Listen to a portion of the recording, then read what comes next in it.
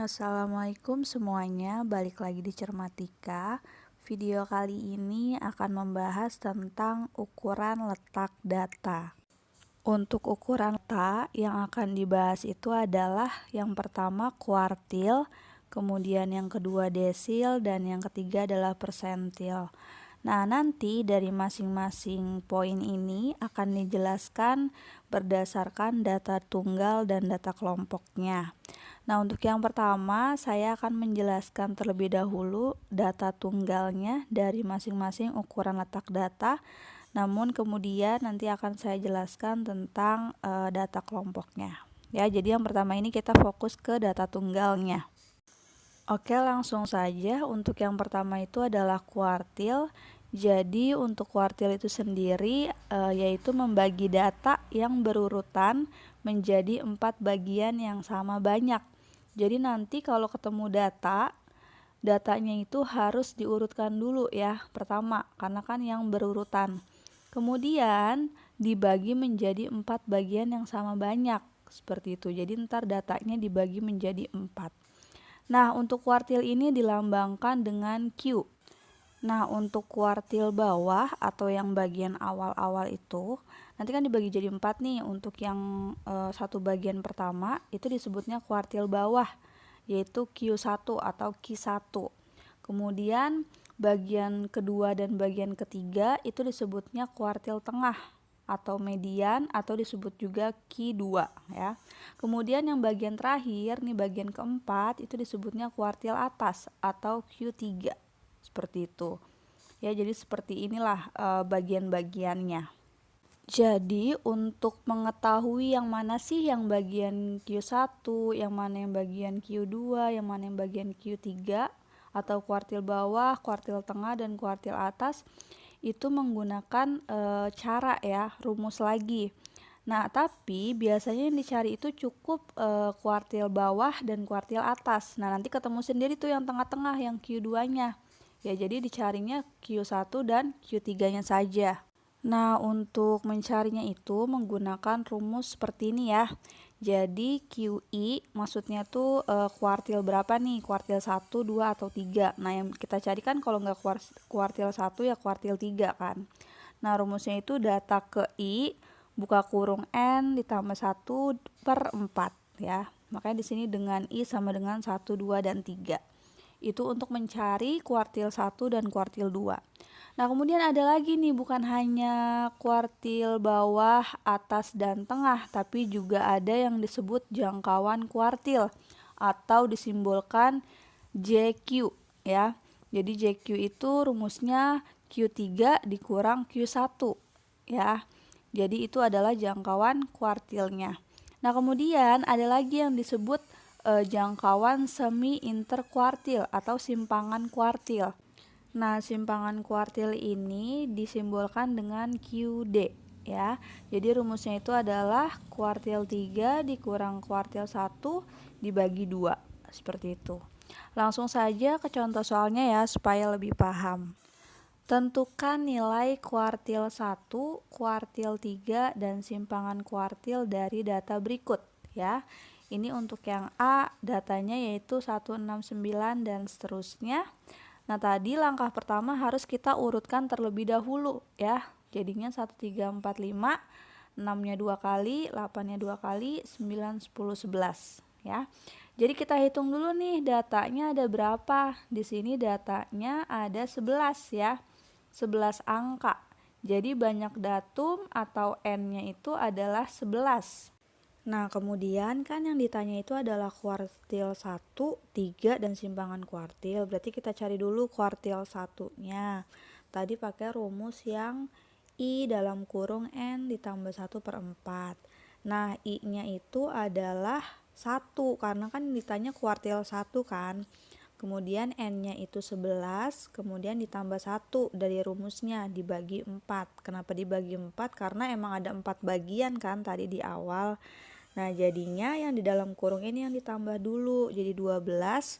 Kemudian dikalikan 1, jadi tetap kan 12. Kemudian 12 dibagi 4, hasilnya 3. Maka kuartil 1 itu ada di data ketiga. Tinggal dilihat data ketiga itu angka berapa. Ternyata data ketiga itu angka 4. Jadi kuartil satunya adalah 4. Seperti itu. Kemudian sekarang kuartil ketiga. Berarti I-nya itu 3 ya. Kemudian N-nya sama, 11 ditambah 1 dibagi 4. Kemudian 11 ditambah 1 adalah 12. 12 dikalikan 3 jadinya 36. Nah 36 dibagi 4 jadinya 9. Jadi kuartil 3 itu ada di data ke-9. Tinggal dicek nih data ke-9 itu angka berapa. Ternyata angka 9 ya. Jadi kuartil 3-nya itu adalah 9. Nah kemudian tinggal terakhir nih yang dicari simpangan kuartil. Untuk simpangan kuartil tadi simbolnya adalah QD ya. Rumusnya itu kuartil 3 dikurang kuartil 1 dibagi 2. Tadi kuartil 3-nya dapat 9, kuartil 1-nya 4, jadinya 9 dikurang 4 bagi 2. 9 dikurang 4 hasilnya 5. 5 bagi 2, 2,5. Jadi simpangan kuartilnya adalah 2,5. Oke, lanjut contoh yang kedua. Ada datanya seperti ini ya, 3, 4, 7 dan seterusnya. Seperti yang sebelumnya tadi, kita urutkan lagi dari yang terkecil. Jadinya 3, 4-nya 2 kali, 7, 8, 9, 11-nya 2 kali. Kemudian 13, 14, 15-nya 2 kali. Oke, sekarang tinggal dilihat banyak datumnya atau N-nya itu ada berapa. Tinggal dihitung ya, ada berapa angkanya. Ternyata datum atau N-nya itu adalah 12. Nah, kemudian kita mencari kuartil satunya dulu pakai rumus yang tadi ya. Jadi I-nya itu 1, N-nya 12 ditambah 1 dibagi 4. 12 ditambah 1 itu hasilnya 13, kemudian dikali 1 tetap 13. Nah 13 ini dibagi 4 kan hasilnya nggak bulat kayak contoh yang sebelumnya ya. Hasilnya itu adalah 3,25. Nah untuk yang seperti ini 3,25 ini harus kita pecah dulu. Jadinya 3 sama 0,25. Ya kan digabungnya jadinya 3,25 kan. Cuman kita pecah nih jadi data ketiga.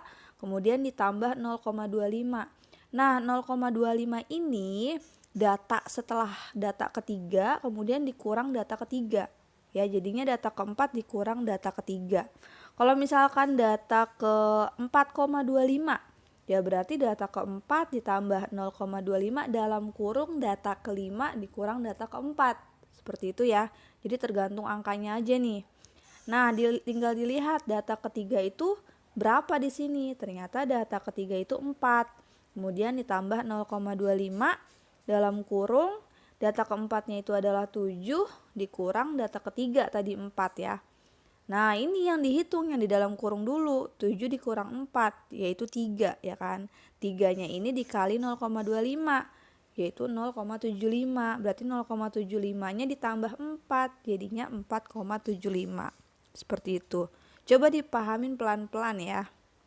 Kemudian sekarang yang dicari kuartil 3. Nah, kuartil 3 juga sama kayak tadi ya.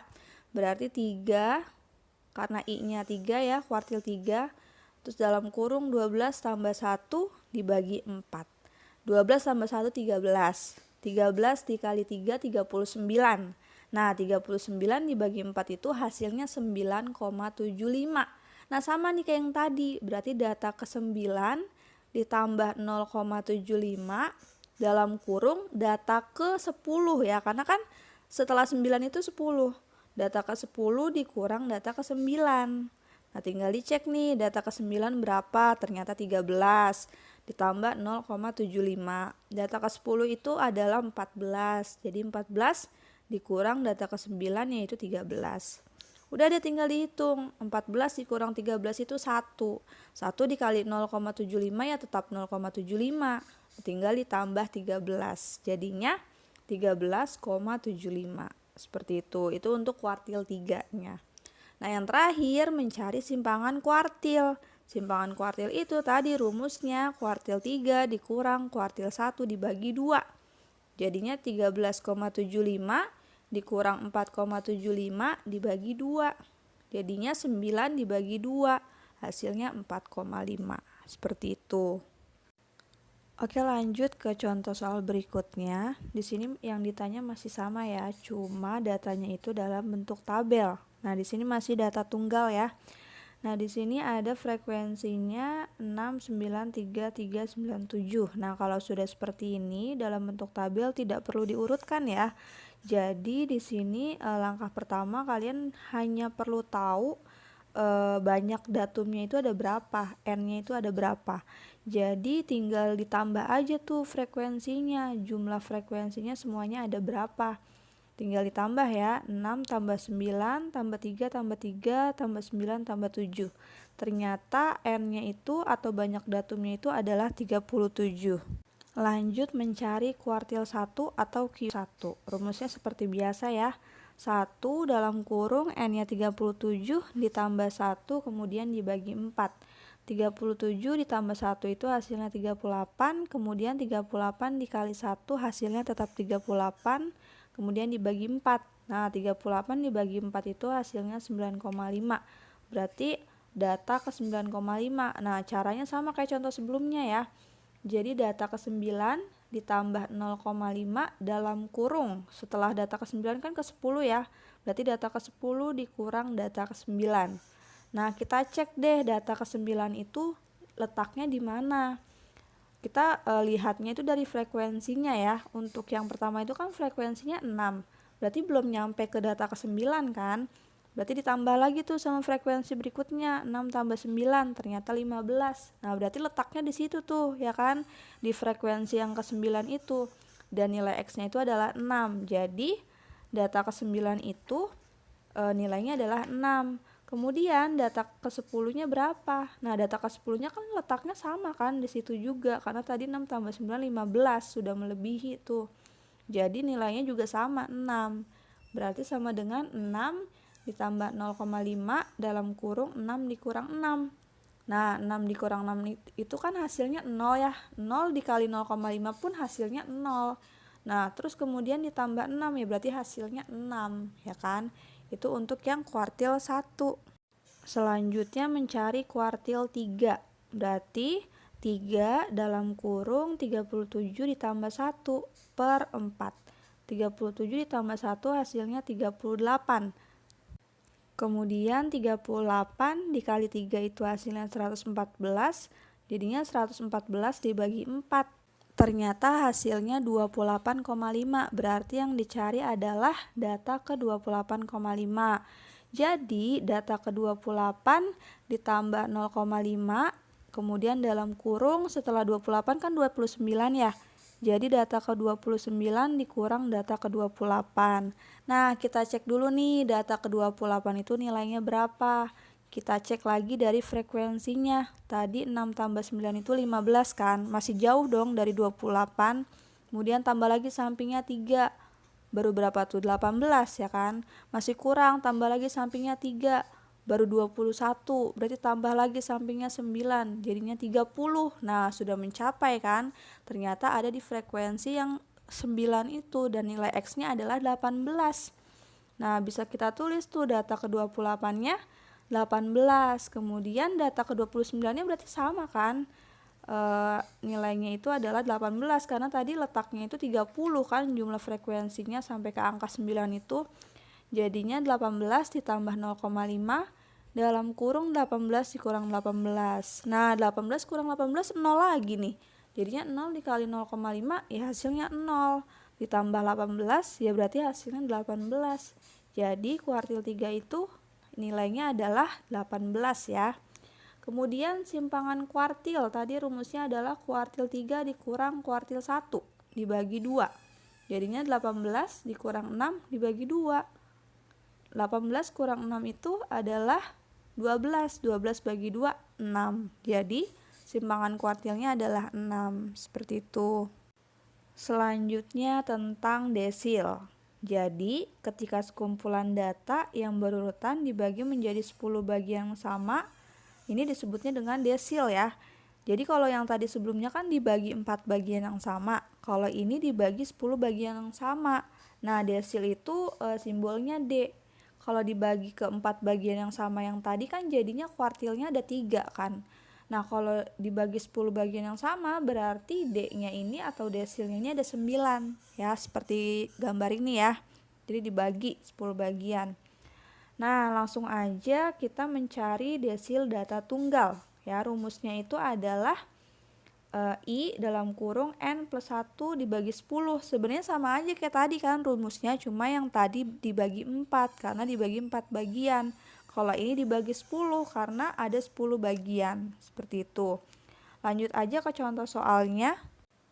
Tentukan nilai D3 atau desil ketiga dan D7 atau desil ketujuh dari data berikut. Nih ya, berikut ini datanya. Nah, berarti langkah pertama seperti kita harus mengurutkan dulu. Ternyata yang paling kecil itu 8, 8-nya ada 3, kemudian 10-nya ada 2, 11, 12-nya ada 3, 13, 14, 15-nya ada 2, 16, 17 ya. Ini diurutkan sesuai data yang diketahui. Nah, ternyata datanya ini atau datumnya ini ada 15, jadi N-nya itu adalah 15. Tinggal dicari deh masing-masing, desil ketiga sama desil ketujuh. Berarti untuk desil 3 itu I-nya 3 ya. Jadi 3 dalam kurung N-nya 15 ditambah 1 dibagi 10. Jadinya 15 tambah 1 itu kan 16 ya. 16 dikali 3 itu hasilnya 48.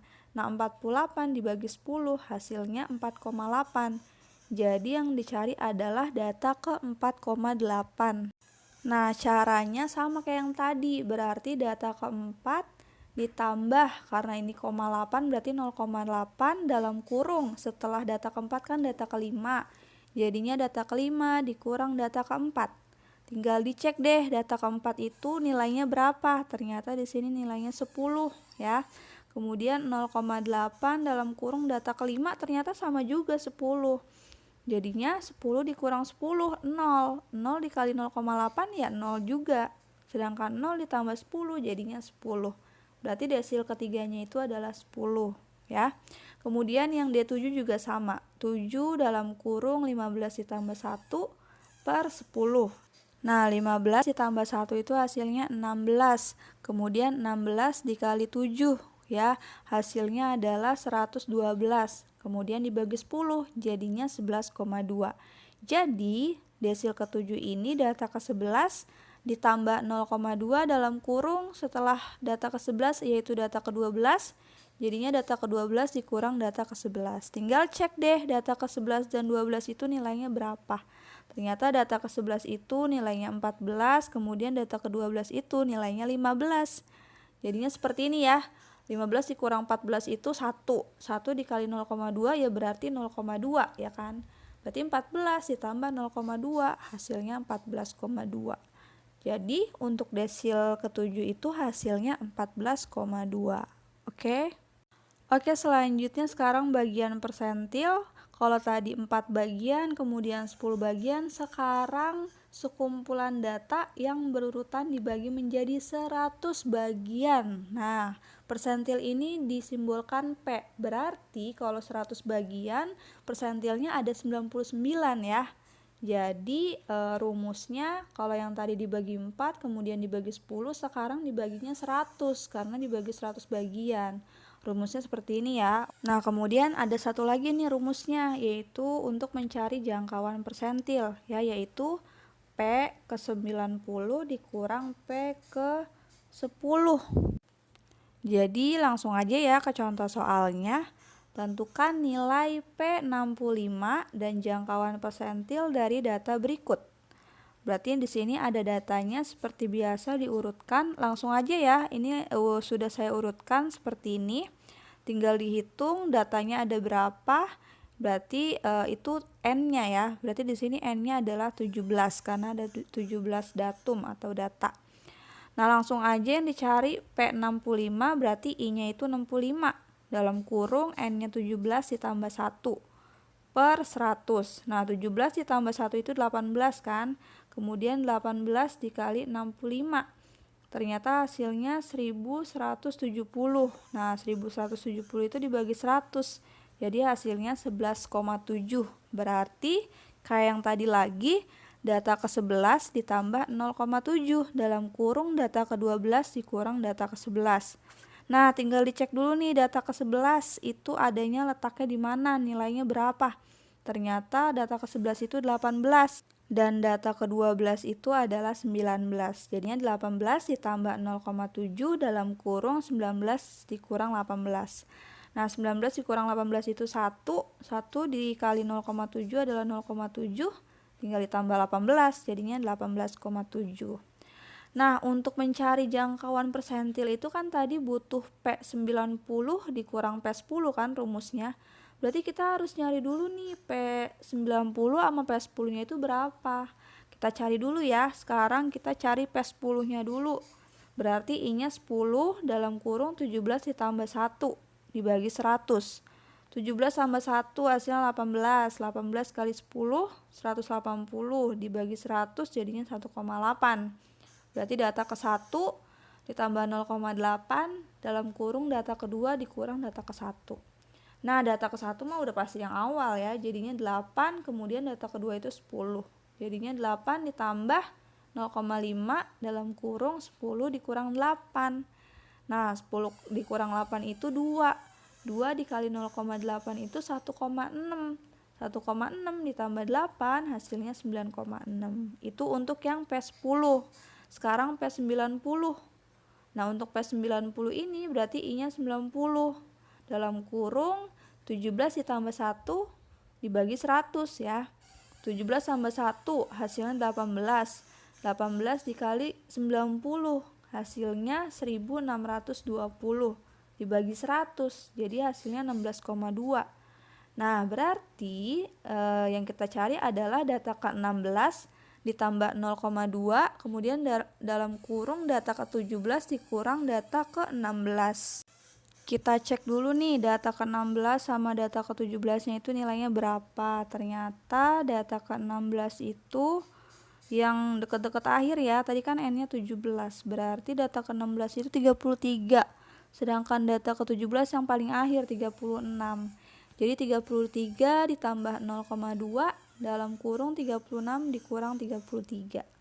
Yang dalam kurung dulu dihitung. 36 dikurang 33 itu hasilnya 3. 3 dikali 0,2 berarti 0,6 ya kan. Ditambah 33. Jadinya 33,6. Nah, baru deh kita bisa mencari jangkauan persentilnya atau JP-nya. Yaitu P90 dikurang P10. Tadi P90-nya dapat 33,6. P10-nya dapat 9,6, tinggal dikurang deh. Hasilnya 24. Seperti itu. Silakan dipahami kembali. Untuk video kali ini cukup sampai sini dulu aja. Untuk data kelompoknya dilanjut di video selanjutnya ya, karena di video ini sudah cukup panjang durasinya. Jadi sampai bertemu di Cermatika berikutnya. Terima kasih. Wassalamualaikum.